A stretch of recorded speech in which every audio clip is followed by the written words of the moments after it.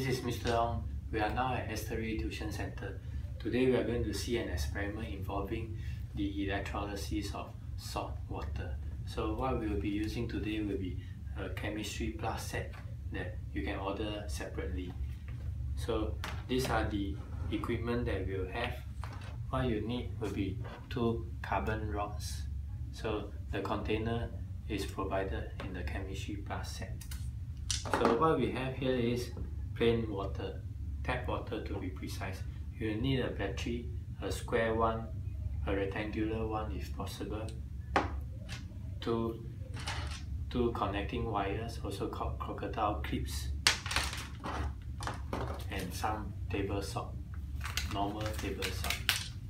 So at the start of the experiment, insert the 2 copper rods, insert the 2 electrodes into the electrolyte.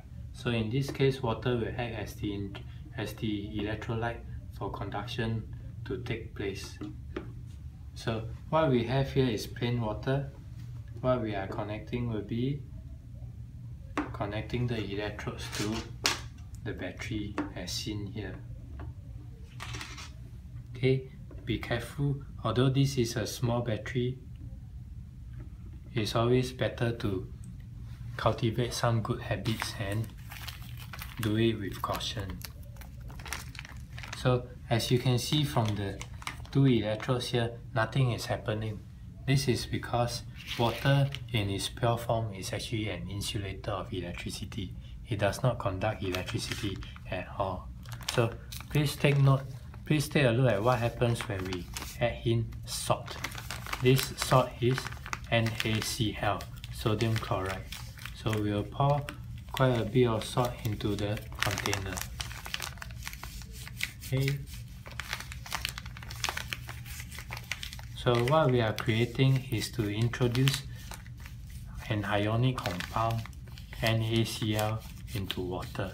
So hopefully by now you all know that water can conduct electricity when there are ions to carry the electrical charges around. So when you add salt, what is happening is that your NaCl, sodium chloride, will dissociate. It dissociates into Na plus and Cl minus. These are your ions. So with ions, so in the pure form, in the solid form, your sodium chloride ions are not free to move around. But when dissolved in water or when you melt your sodium chloride, the ions will be free to move around. So if you notice by now, there are bubbles forming at the electrodes. We'll stir the solution a bit to let the sodium chloride dissolve better inside this water.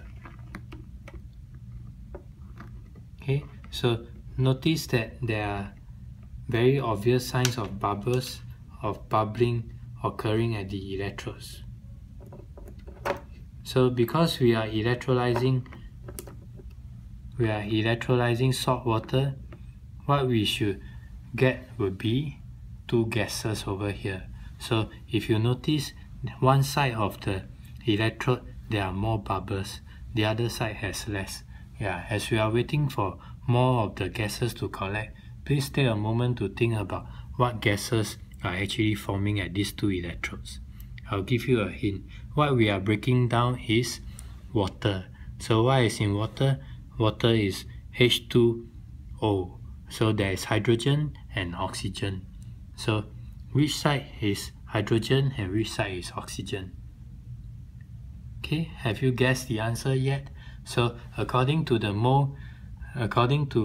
the equation of water, breaking 1 H2O will give you 2 H plus and 1 oxygen.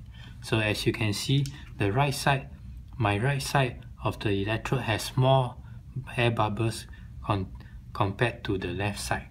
So therefore, our hydrogen is on this side and oxygen is on this side.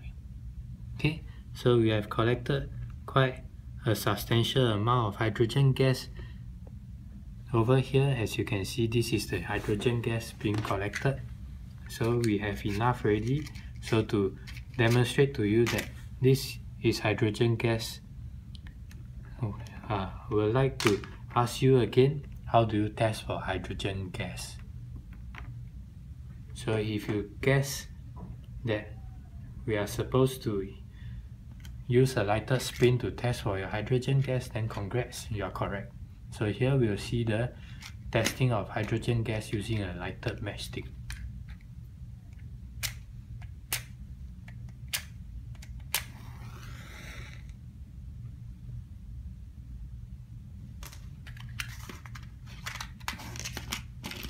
So the first attempt was not successful because the matchstick was put out before we can introduce it to the test tube.